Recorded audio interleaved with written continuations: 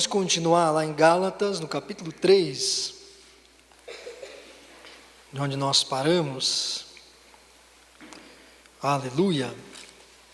Então nós entendemos, aprendemos, vimos que sob a lei nós estamos debaixo de uma palavra que nos impede de vencer o pecado, né? E é por causa da nossa natureza de pecado que a gente vive nessa condição, né? E tudo o que Deus dizia para não fazer era o que o povo fazia, né? E tudo o que Deus diz para você não fazer é o que você faz. Você já viu que a tentação é assim?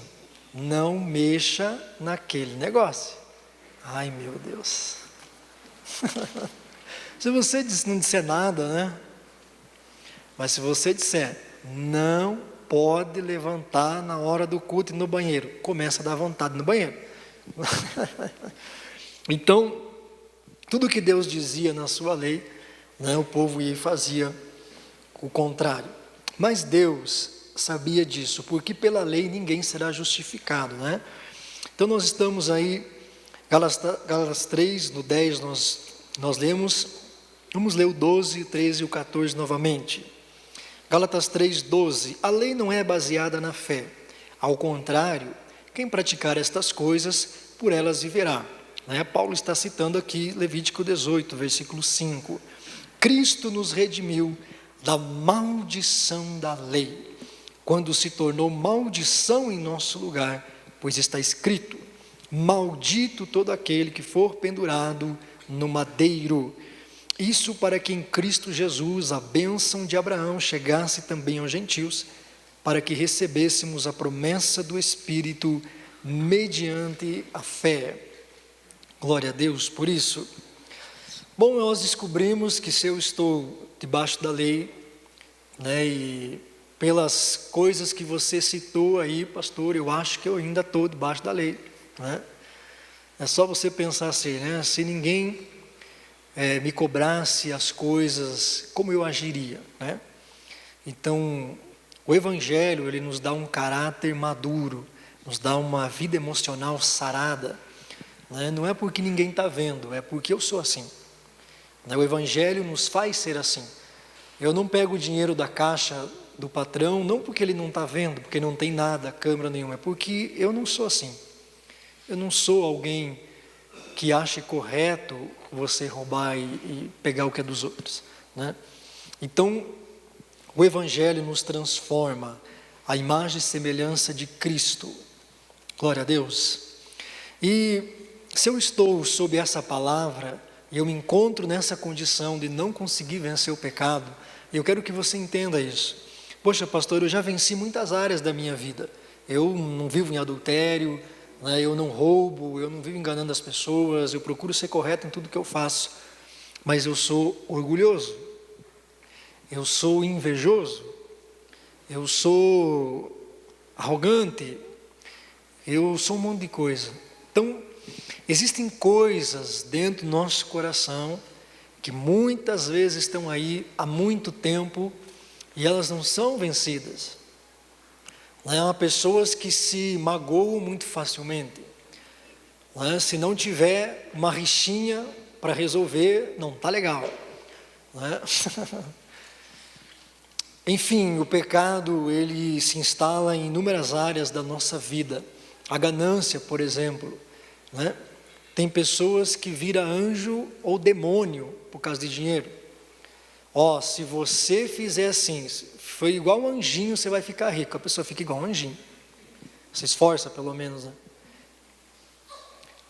E quando alguém chega e diz, se você fizer tal coisa, se você fizer isso, se você se corromper, eu te dou R$1 milhão.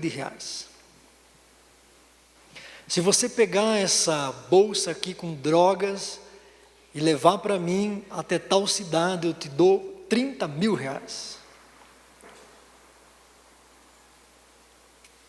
Aí a pessoa deixa de ser um anjo de Deus, né? Eu vi outro dia, gente, que eu não lembro, mas um cara fez um vídeo na internet da seguinte maneira: um rapaz Ele ia com 2, 3 mil reais no bolso para testar até onde as pessoas iam, ou como as pessoas reagem quando lhes é entregue dinheiro. Qual é a reação das pessoas? E ele chegava, por exemplo, para uma moça que estava ali, começava a conversar, normal, uma pessoa bem vestida, né, e começava a conversar com ela e tal, falou assim, ó, queria fazer uma proposta para você. Você tem namorado? Você é casada? Ah, eu sou casado. Você sairia comigo? Não, que é isso, está não sei o quê, xingava, né? E se eu te der 3 mil reais? Não, mas só para a gente dar um passeio, ó, né, a gente vai ficar em público, não vai acontecer nada, a gente vai tomar alguma coisa no barzinho, e de repente, né, se a conversa for boa, a gente pode ir para um lugar aí separado. Não, não sei o que, e se eu te der 5 mil reais? E o cara tirava o dinheiro do bolso, com o dinheiro na mão, 5 mil reais para você sair comigo? O que você pode fazer com 5 mil? Sabe o que acontecia? Quase todas iam. Quase todas. Claro que ali o objetivo do vídeo era mostrar exatamente esse lado, teve pessoas que não foram. E o vídeo era, né, qual é o teu preço? Eu acho que até esse é o título do vídeo. Depois, se você quiser pesquisar lá no YouTube, qual é o teu preço? E várias outras propostas para um casal que estava lá, eles fizeram uma proposta para que um traísse o outro, 5 mil reais. Qual é o teu preço? Então, tem pessoas que elas não pecam só porque aquilo não vale a pena. Mas se valesse a pena, elas pecariam. Né? Ah, vamos fazer um suborninho aí. Quanto que eu vou ganhar? 200. Ah, vai tomar banho. Né? Quanto que eu vou ganhar? Você vai ganhar 700 mil reais. Mas e se pegarem nós? Se pegarem nós, você tem dinheiro suficiente para pagar bons advogados e provar que você não tem nada a ver com isso. Então, a questão está no nosso coração. Debaixo da lei, o nosso coração, ele ainda não está transformado, nós ainda somos meninos na fé e no entendimento. Então, se eu me encontro debaixo dessa situação, se eu tenho coisas dentro do meu coração que eu não consigo vencer, que eu não consigo tirar, se eu estou sobre esta palavra que me impede de vencer o pecado, de ser livre, como que eu faço? E é isso que Paulo está explicando. Deus não diria para você um problema, uma situação que você está vivendo, sem dizer para você como sair dela, como vencer isso. E ele diz, Cristo nos redimiu da maldição da lei.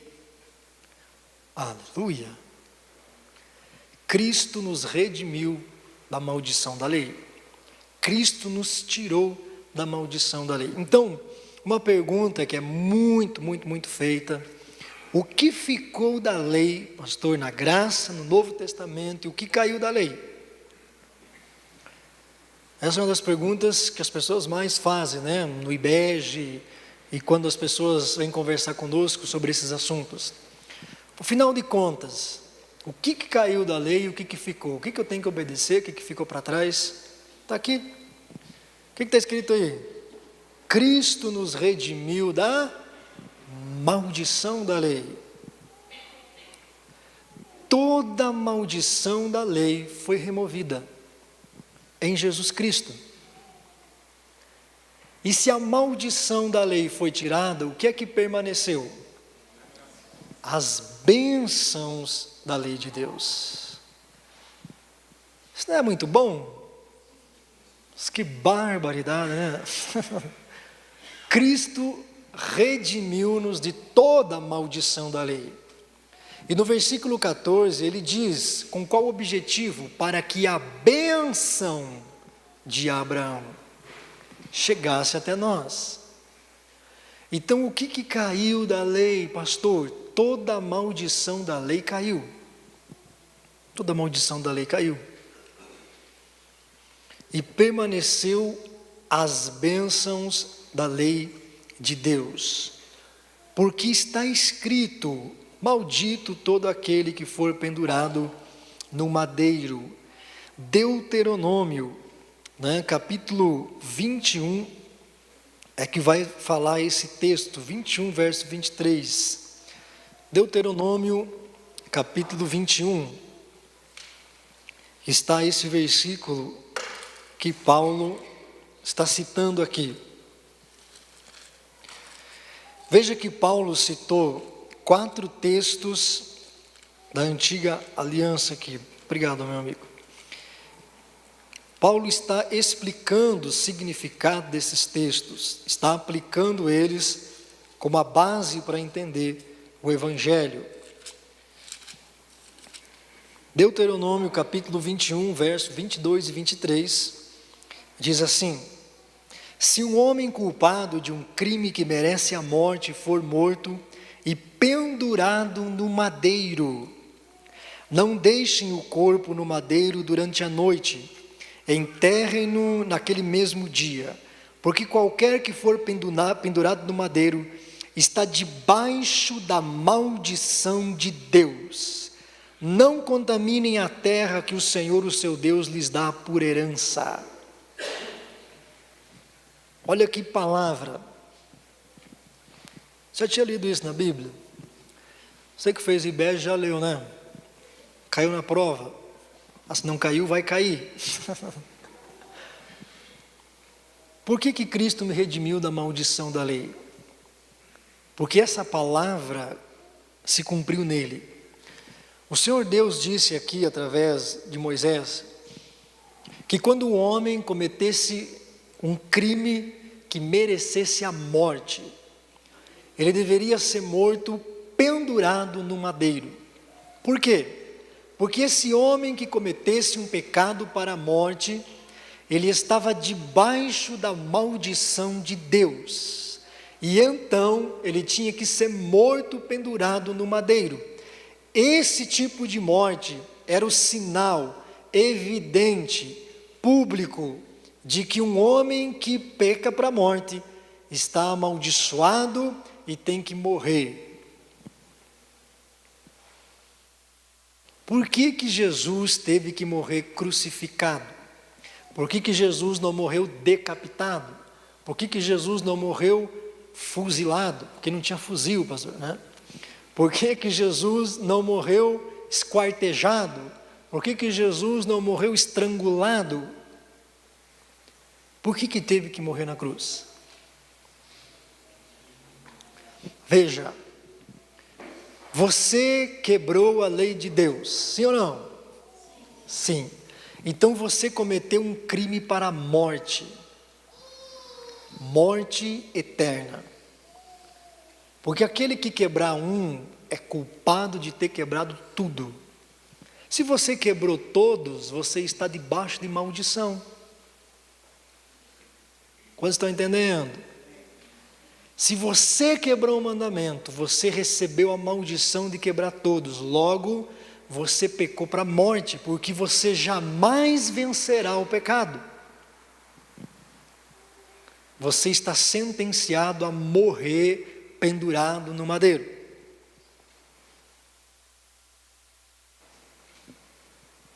Aleluia. Por isso, veio um homem chamado Jesus, que não quebrou os mandamentos, que não pecou. E porque ele não pecou, ele tinha direito a ressuscitar e subir aos céus. Por isso Paulo cita Levítico 18:5, dizendo que o homem que praticasse toda a lei, por ela viveria. Esse viveria significa vida eterna. Cristo é esse homem que veio cumprir a lei e ele tinha o direito a ressuscitar dos mortos. No entanto, Deus cobrou dele o teu pecado. Deus fez um favor para você. Como que você aprendeu a definição de graça? Favor merecido. E essa é a primeira definição, né? Nós vamos falar mais sobre isso adiante. Favor. O que você e eu merecíamos? A morte eterna. Deus fez um favor. O que Deus fez? Deus pegou a maldição que estava sobre você e descarregou sobre Jesus. Ele pegou toda a tua transgressão e puniu Jesus no seu lugar. Por isso Jesus precisou morrer crucificado, para carregar a maldição da lei. A maldição da lei dizia: esse povo pecará até o último dia da vida deles, então não tem como eles entrar no céu. Mas o Senhor Deus fez um favor para você. Ele criou um novo caminho de salvação. Aleluia! O novo e vivo caminho. Jesus Cristo diz: eu sou o caminho, não a lei. Aquele que crê em mim, ainda que morra, viverá. Porque Ele cumpriu a lei. Quando você crê nele, entrega a sua vida para Ele, você está absolvido da culpa da lei. Toda a maldição da lei foi descarregada em Jesus. Agora note o que o texto diz em Deuteronômio 21, 23. Todo homem que morrer pendurado do madeiro é maldito de Deus. Jesus foi amaldiçoado por Deus, para que Deus não precisasse amaldiçoar você. Aleluia. Por isso, sobre a vida de todo crente, nascido de novo, não há maldição. Jesus teve que morrer na cruz justamente por isso. Então Paulo aqui está nos dando uma aula do Evangelho, mostrando o cumprimento da lei de Deus no sacrifício de Jesus Cristo. Deus fez um favor de descarregar a maldição que acompanhava você sobre Jesus.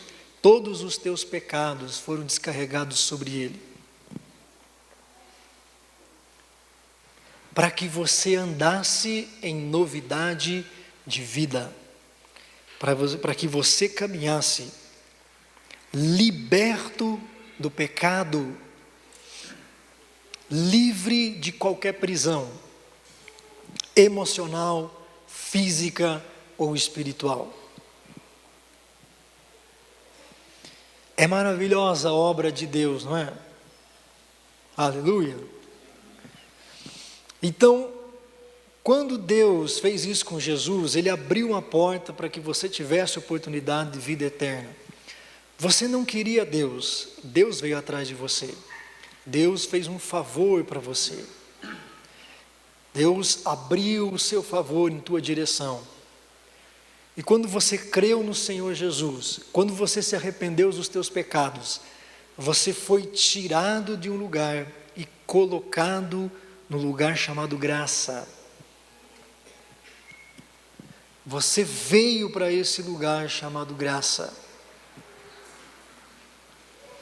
Mas o que aconteceu? O que aconteceu no início da igreja, o que acontece até os dias de hoje, é que muitas pessoas começaram a misturar o ensino do Evangelho com as coisas da tradição humana e das coisas que haviam se cumprido em Cristo. E então, algumas igrejas daqueles dias começaram a viver uma hora na graça, uma hora na lei. Uma hora na graça, uma hora na lei.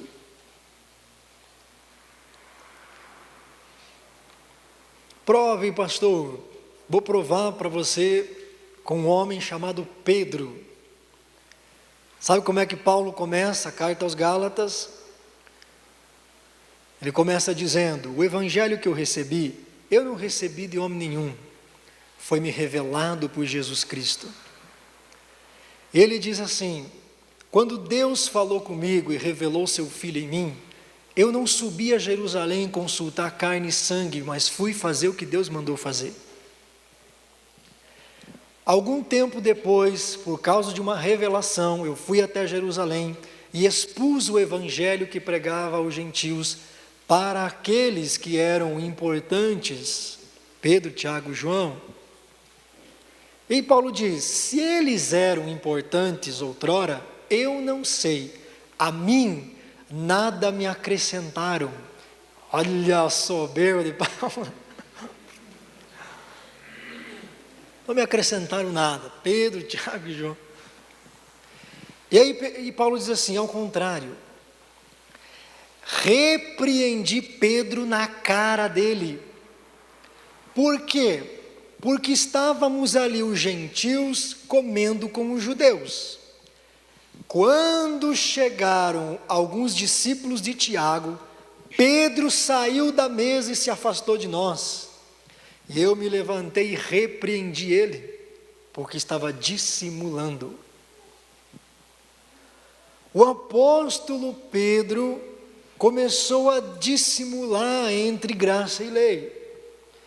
Porque a lei dizia que um judeu não podia comer com um gentio. Mas isso morreu em Cristo. Sim ou não?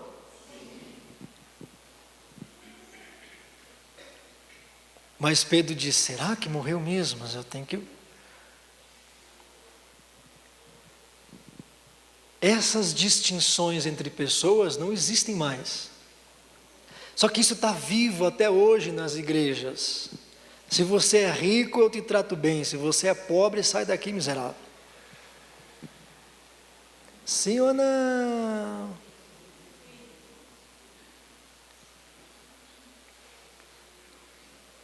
Tem crente que é preconceituoso. Quanto os negros, né, pastor? Coitado, pastor. Só... Você faz distinção entre pessoas.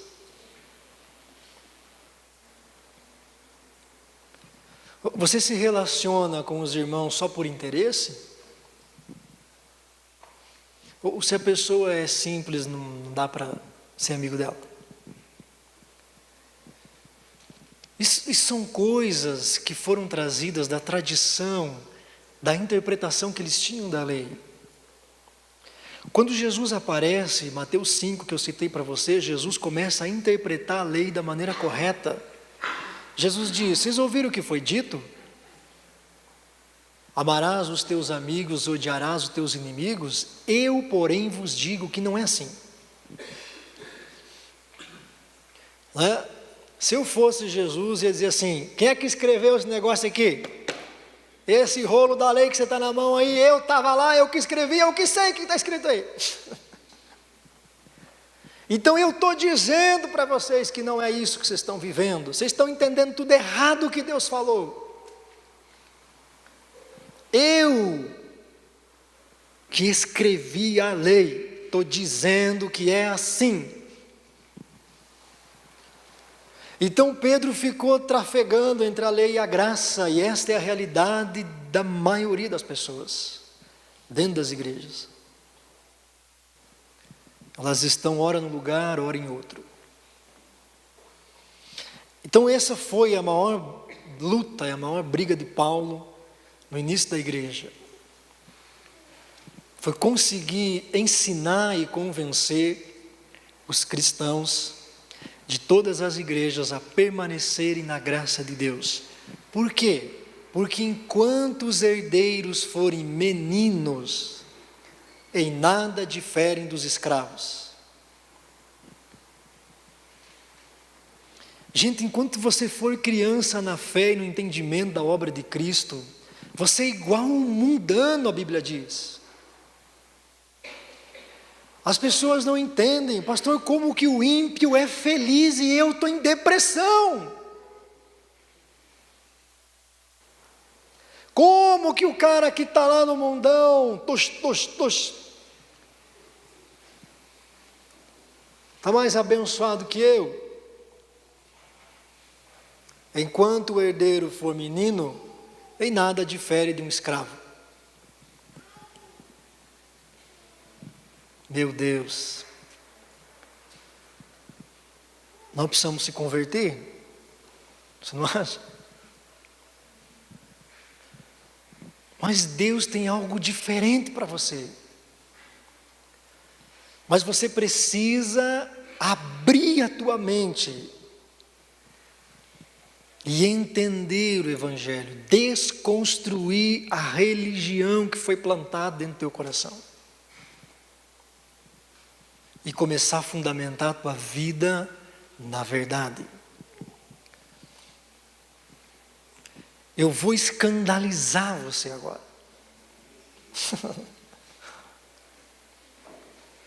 Eu sei que muita gente vai ficar chocada comigo. Vamos escrever heresia. Mas calma, né? Eu amo você. Nós temos aprendido nesses dias, ouvido e tem sido proclamado muito. E isso tem a sua importância, né? Então muita calma que nós vamos aprender. O que nós aprendemos na maioria dos seminários teológicos é que a cruz de Cristo é o fundamento do Evangelho. Você já ouviu isso? A cruz é o fundamento da fé. A cruz é o fundamento do Evangelho. E se eu disser para você que não? Se você disser que não, você vai ser apedrejado. O fundamento do Evangelho é a ressurreição. Escreva isso. O fundamento do Evangelho, da graça de Deus, é a ressurreição de Cristo, não a crucificação de Cristo.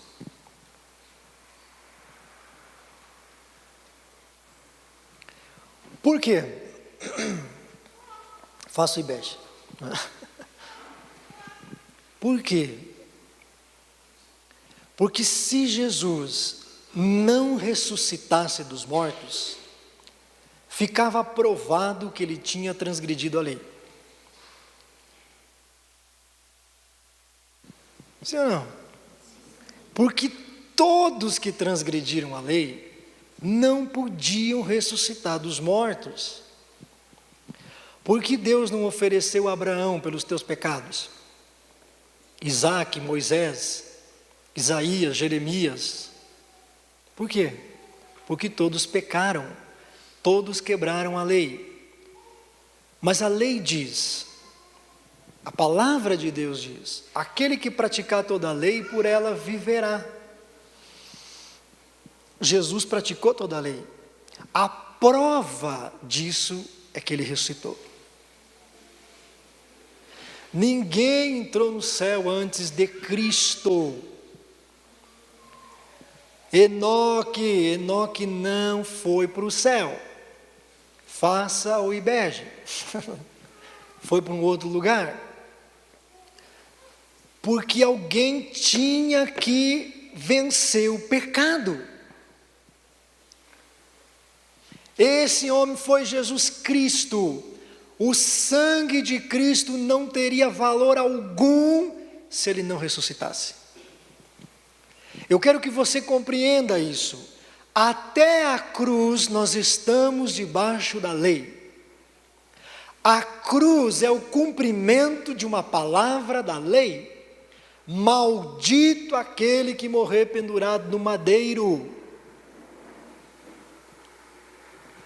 O poder para te libertar do pecado não está na cruz, está na ressurreição.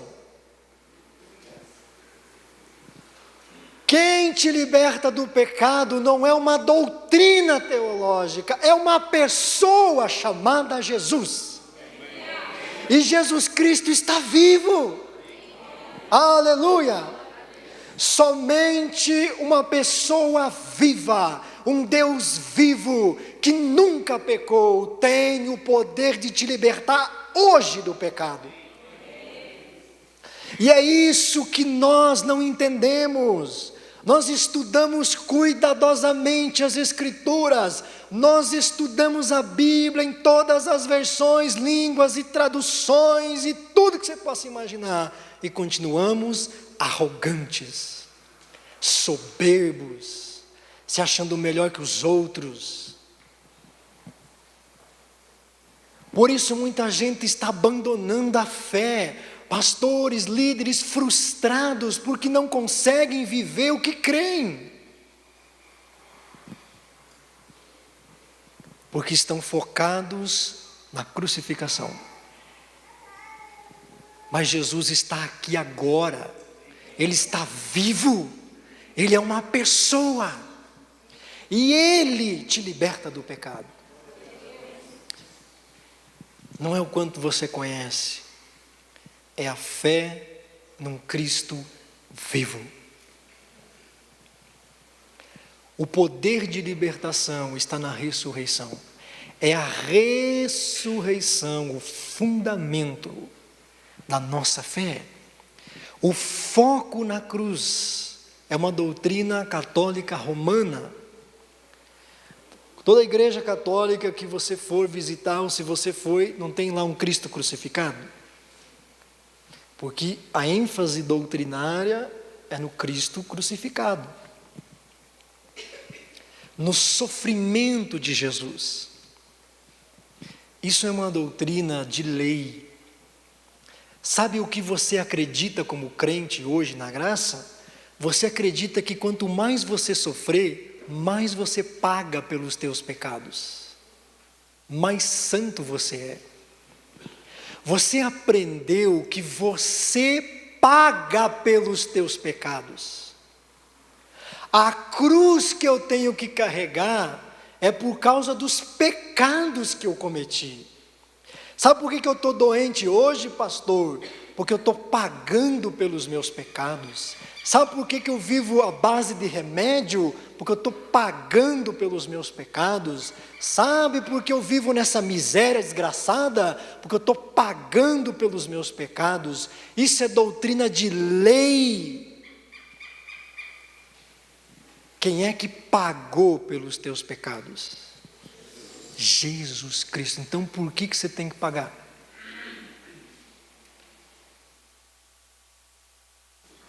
Isso é graça.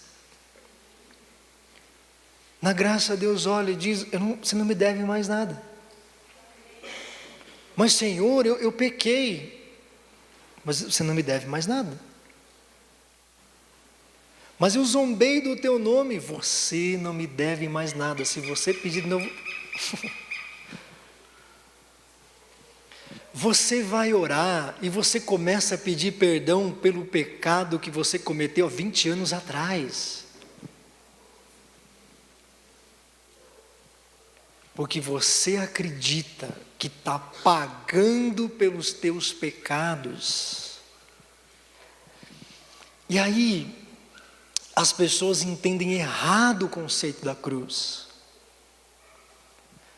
O Evangelho liberta o nosso caráter, o Evangelho nos transforma em pessoas diferentes, o Evangelho nos corrige. A graça de Deus não é zombaria, a graça de Deus não é libertinagem, a graça de Deus é a cura para o pecado, não é o cobrimento do pecado. Então, as pessoas colocam a cruz como o alvo que vai nos libertar do pecado. Você tem que estar crucificado com Cristo. Você precisa ir para a cruz. Me diga, pelo amor de Deus, o que é ir para a cruz? As pessoas falam do que não sabem, elas só estão repetindo uma ideia que ouviram. O que é ser crucificado? É pôr uma madeira e meter um prego na minha mão para eu nunca mais dar um tapa na cara de ninguém?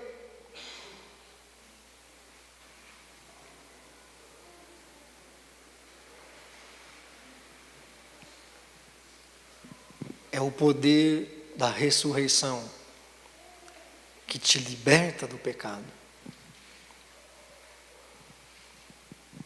Você precisa aprender a se relacionar com um Cristo vivo, não com um Cristo morto. Jesus está vivo. E se Ele está vivo, Ele me liberta.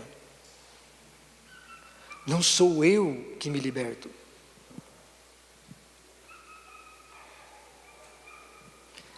E aí as pessoas, por causa essas ideias da lei, nós achamos que o nosso sacrifício vai mover Deus em nossa direção. Então a gente acredita assim: se eu orei 3 horas hoje, eu vou fazer uma pregação abençoada. Mas se eu não orei hoje, Deus não pode me usar. Mas você crê no Evangelho ou não? Eu creio. Então o que mudou? A questão agora é a tua fé. Quanto mais você crê em Cristo, quanto mais você amadurecer na fé em Jesus, quanto mais você crê que Ele está vivo e que Ele está aqui agora, tanto mais você viverá o que Ele tem para você. Mas você vive com a cabeça na lei. Quer ver? Sabe como é que era um relacionamento com Deus na lei? Atmosfera de glória. A nuvem da Shekinah. Deus está atrás do véu, no santo dos santos, distante de nós, longe de mim. Para me encontrar com Deus, eu tenho que oferecer um sacrifício no altar. Então eu vou para segundo lugar, e uma vez ao ano só o sumo sacerdote pode se encontrar com Ele. Então, para que Deus possa me receber, eu tenho que estar santo dos santos na minha vida, senão eu não posso entrar na presença de Deus. E então, você vem para a igreja, e você começa a se relacionar com as nuvens. Você fala com Deus assim: Deus, você está procurando Deus lá no céu. Você crê no Evangelho? Então Jesus está aqui. O que Ele disse? Onde estiver 2 ou 3 reunidos em meu nome, ali eu estou. A grande questão: você está aqui em nome dEle? Então Ele está aqui. Não importa se você não sente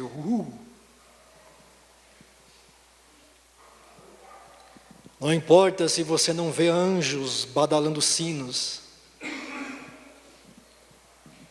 É pela fé. Mas nós ainda estamos na lei. Estamos na lei, procurando Deus nas nuvens, na atmosfera. Preste atenção nos nossos louvores. Não é? Atmosfera da sua presença. O que é a atmosfera da sua presença?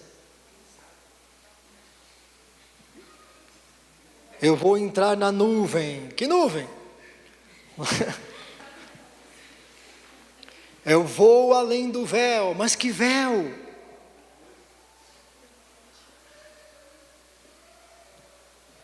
Não, esquece esse negócio. Tudo isso é sombra. A realidade está em Cristo. Cristo é a realidade dos fatos, das coisas, não é uma sombra que um dia vai aparecer. Ele apareceu.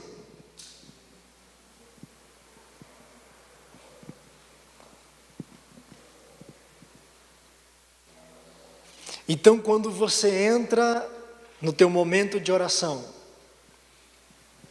Você entra a falar com um Deus distante. Por isso você se comporta de qualquer jeito.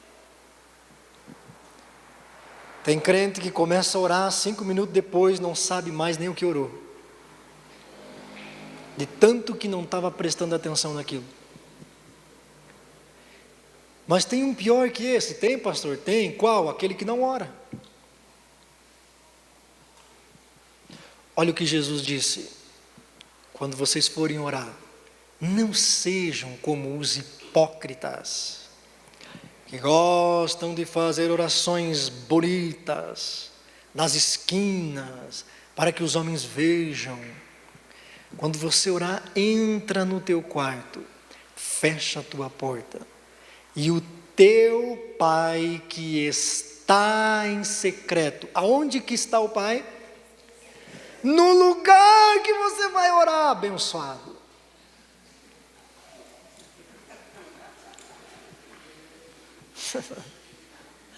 O teu Pai que está naquele lugar secreto, Ele está lá, mas você não acredita.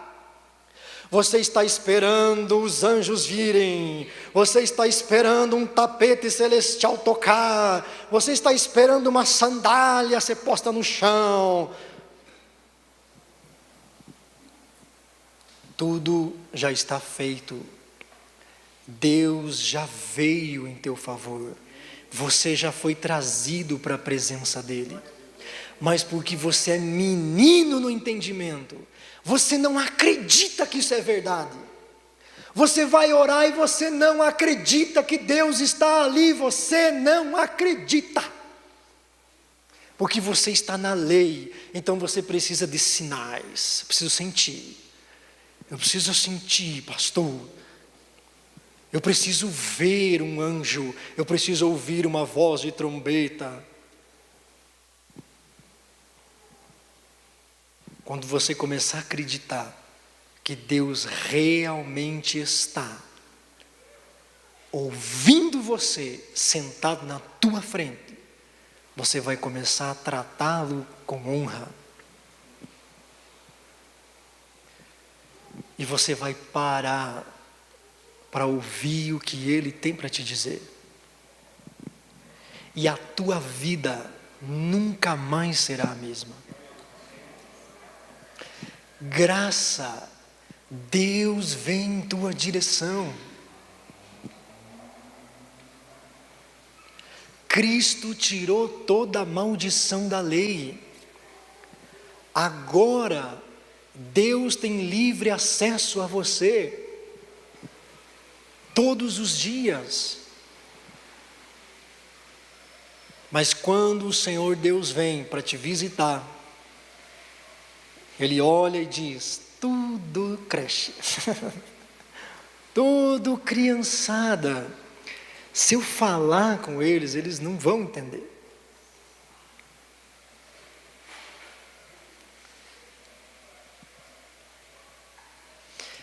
Veja como nós somos. Sabe por que Deus teve que dar muitas experiências sobrenaturais para nós? Não é porque nós éramos muito espirituais, é porque éramos poucos espirituais. E aí, para a gente não morrer na fé, Deus permitiu a gente ver um anjo. Aí a gente se empolga, se anima, fica doido, e aquilo dá um combustível, ótimo. Mas o justo viverá da fé, não de visões.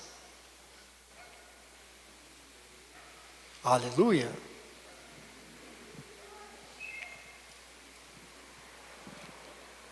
Deus quer se revelar a você. Isso só é possível na graça.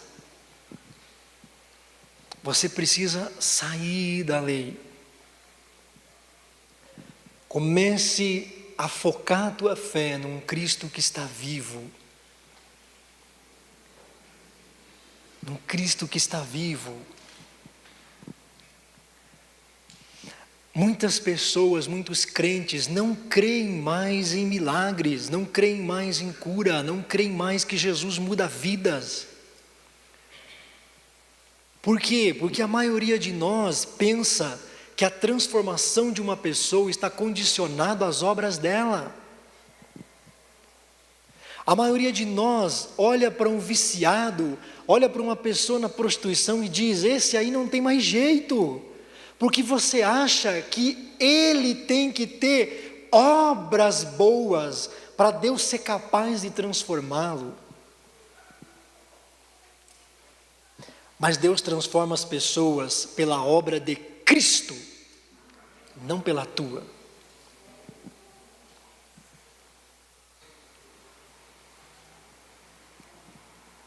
Deus transforma o ser humano pelo que Cristo fez por ele, não pelo que você está fazendo. E nós estamos focados no que nós fazemos, ou no que as pessoas têm que fazer. Foque no que Cristo fez.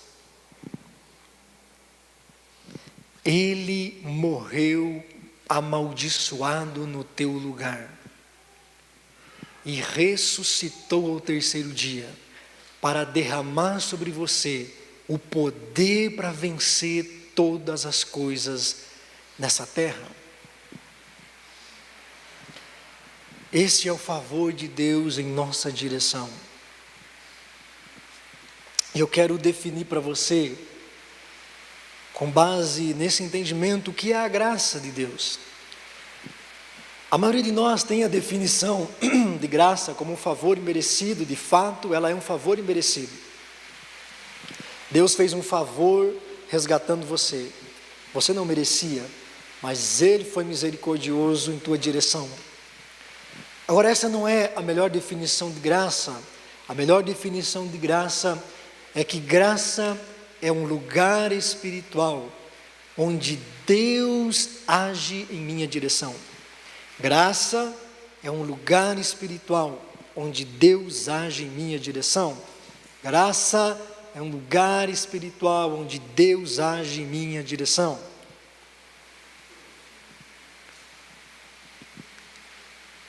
A doutrina da lei, o conceito da lei, ensina o seguinte: se você praticar boas obras, você vai entrar no céu, porque você foi uma boa pessoa, você ajudou o pobre, você fez isso, você fez aquilo, então você merece entrar no céu. Não é assim que a religião ensina?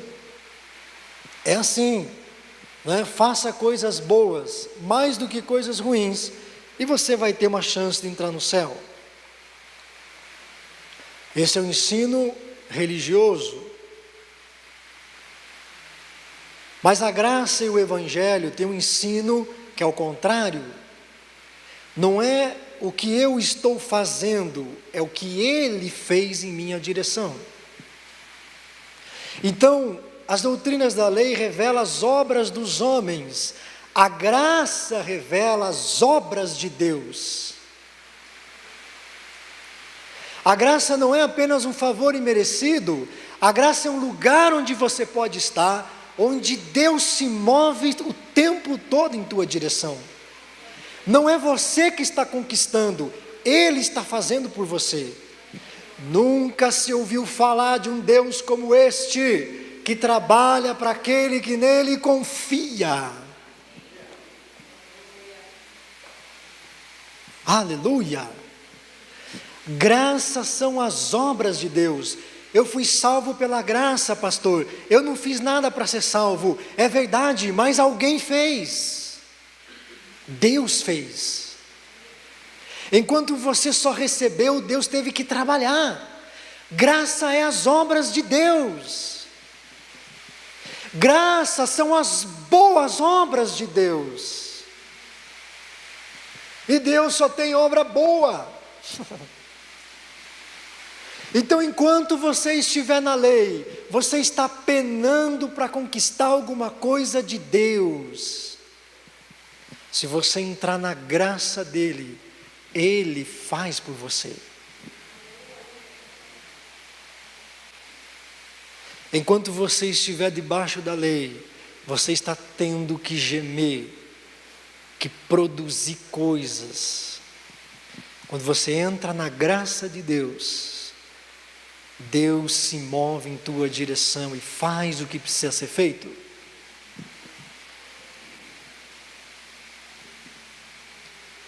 Então o nosso problema é que nós estamos no lugar espiritual errado. E o que nos colocou nesse lugar errado foram os ensinos e doutrinas e ideias que nós abraçamos.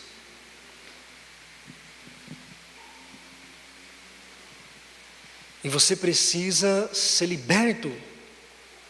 Você precisa desconstruir muitas coisas e construir sobre o fundamento correto.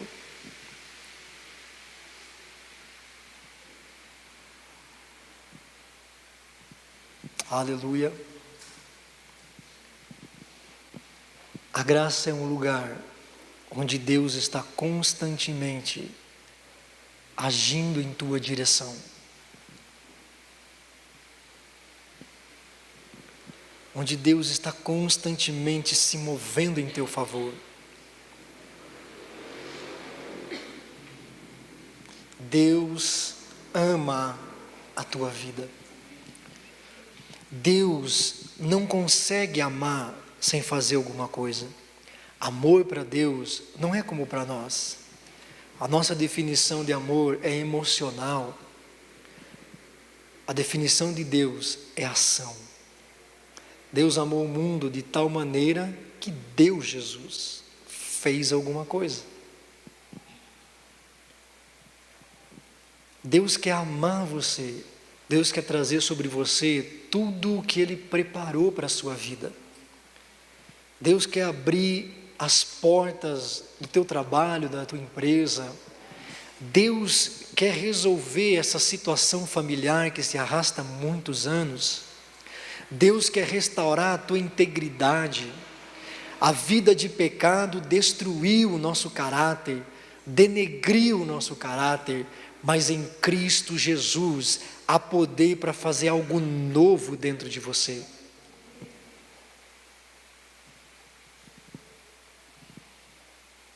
Por isso, é muito importante que você continue aprendendo. No domingo à noite nós vamos orar diante de Deus e você verá a graça dele em tua direção.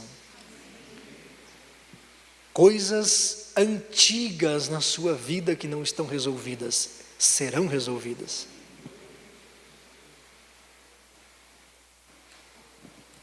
Porque na graça é onde ele está em constante atitude em tua direção.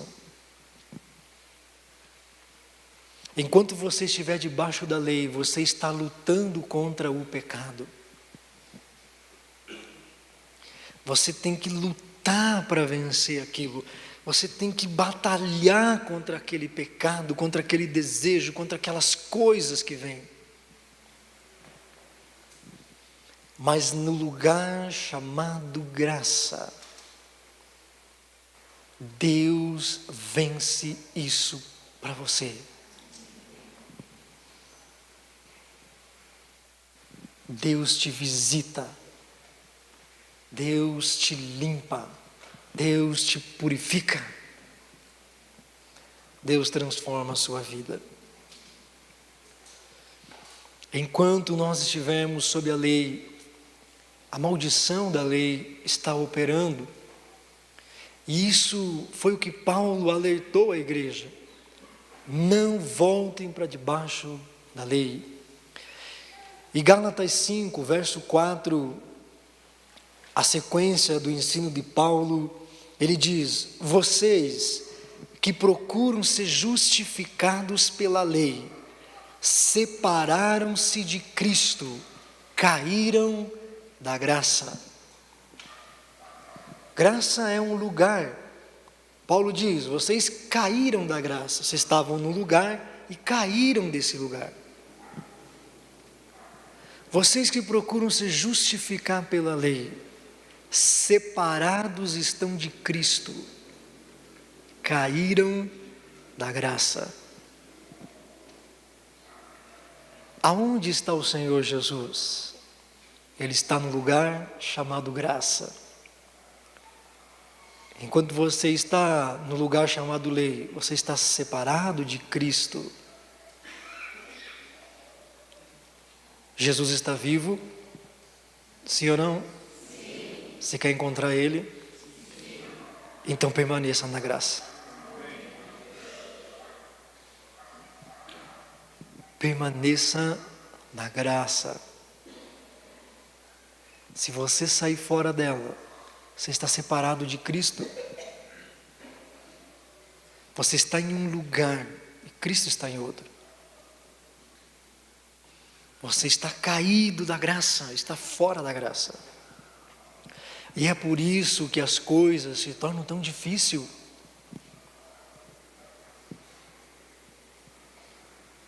É por isso que as coisas se tornam tão pesadas, tão complicadas, tão complexas.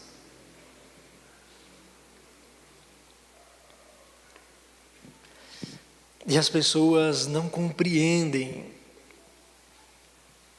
o porquê.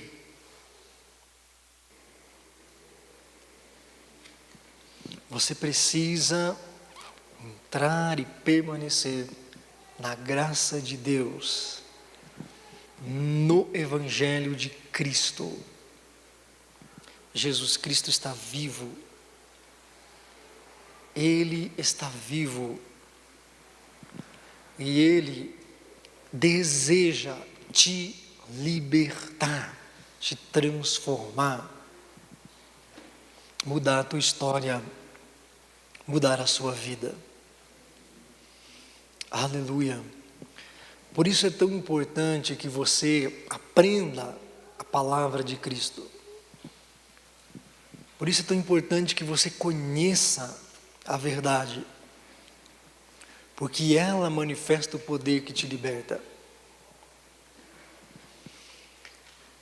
Lei e graça são dois lugares espirituais. Debaixo da lei, você anda acreditando em doutrinas religiosas. Você acredita que tem que pagar pelos teus pecados. Você acredita que ainda tem maldição acompanhando tua vida. Você acredita num monte de coisas que já acabaram em Cristo Jesus. Mas na graça, a única coisa que o Senhor Deus está procurando em você é a fé que você tem no Evangelho. Quanto mais você acreditar que Cristo pagou pelos teus pecados, quanto mais você acreditar que é verdadeira a obra que Ele fez em teu favor, tanto mais abençoado você será. O justo viverá pela fé, não pelas obras da lei.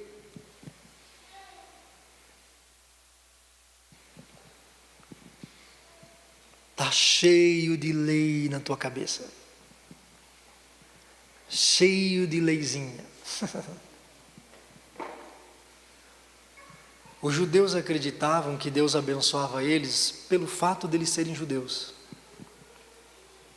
Eu sou judeu, então Deus vai me abençoar. Tenho sangue judeu, a minha raça é escolhida. Deus vai me abençoar, pastor, porque eu sou evangélico. Judeu. E daí que você é evangélico? Não, Deus vai me abençoar porque eu sou filho de pastor. Na minha família tem 15 pastores. E daí? Se você não crê,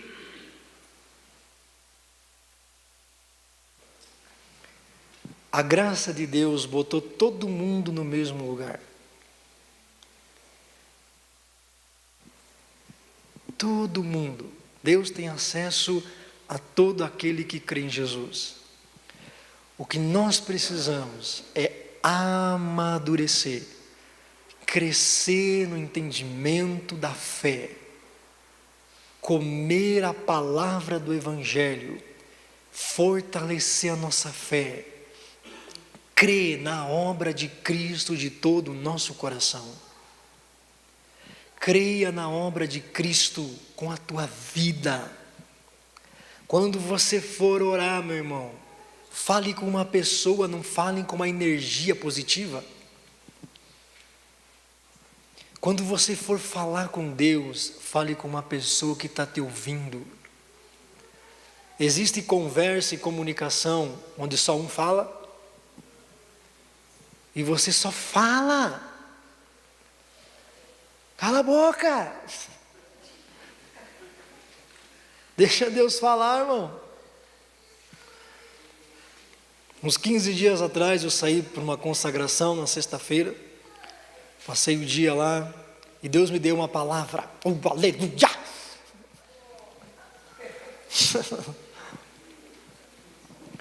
Êxodo 33, versículo 9, Deus falou comigo. Moisés pegava a sua tenda e se retirava da congregação e armava a sua tenda num lugar distante. E quando Moisés entrava na tenda, uma nuvem descia na porta e o Senhor falava com Moisés. Não era Moisés que ia falar com Deus, Deus vinha falar com Moisés. Quando você sai para um dia de oração, para que você sai? Falar. Meu Deus, Senhor, não está enxergando os problemas lá em casa. Deus, aquela mulher que tu me deste. Deus, não sei o quê. E você começa a fala com Deus, e ora em mistério, e ora em língua estranha, e você fala das situações, fala do teu ministério, fala de um monte de coisa, e você passa 8 horas em oração, e você sai, eu orei 8 horas. Eu fui falar com Deus. E o que é que Deus falou com você? Nada, Deus não falou nada. Aleluia. Isso é graça, é quando Deus consegue puxar a tua orelha, quando Deus consegue te corrigir. Deus falou comigo, falou, cara, você vem aqui falar de tudo que eu já sei. Antes que a palavra chegue à boca, eu já sei. Está escrito isso? Agora, o que eu tenho para falar, você não sabe. Então, foque em me ouvir e não em falar. Lei, irmão, pastor na lei. E Deus falou, isso é orgulho no seu coração. Você quer que eu responda o que você acha que tem que ser respondido. Por isso só você fala. Você quer apresentar diante de mim o que você quer que eu resolva. Mas eu quero falar outra coisa com você. Gente, pense nisso. Você sai para orar e você não está preocupado com o que Deus tem para dizer. Pense que frustrante, meu irmão. Quantas pessoas Deus pode falar? Com quantas pessoas Deus pode falar? 99,9% delas estão só falando com Deus. Então Deus está doido para falar com alguém. Deus está querendo contar coisas novas. Deus está querendo falar. Deus está querendo agir em direção a alguém, mas ninguém está nem aí para o que Ele quer falar. Está todo mundo falando. Isso é oração da lei. Eu falo. Na graça, Cristo fala. Deus fala. O Verbo se fez carne e habitou entre nós. Ele é a boca de Deus para nós. Deus veio falar com você. Porque Ele já sabe tudo que você precisa. Mas nós precisamos, eu preciso falar. Cala a boca!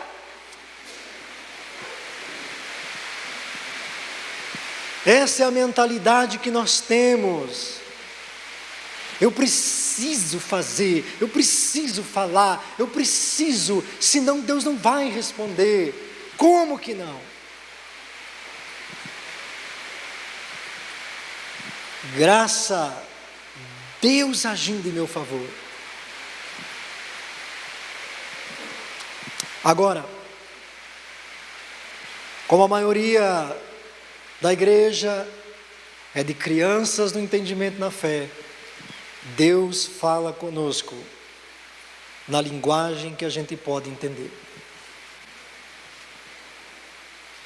Deus precisa falar conosco na linguagem que a gente consegue entender. Por isso é que Deus tem que falar para você todos os dias: adultério é pecado. Por isso Deus tem que usar o pastor para te corrigir. Porque é a linguagem que você consegue entender. A lei é boa, você é que não é. Mas se você aprender a entrar na graça de Deus e ali permanecer, Deus transforma a tua vida. Você não vai apenas não pecar, você vai simplesmente não querer. Eu não quero mais isso. Eu tenho na minha vida o poder de dizer não. Não é uma questão de que é proibido, é uma questão de que eu não quero. Porque o sentimento de Cristo está em mim. A mente de Cristo está em mim. Graça é um lugar onde Deus está operando em teu favor. Amém.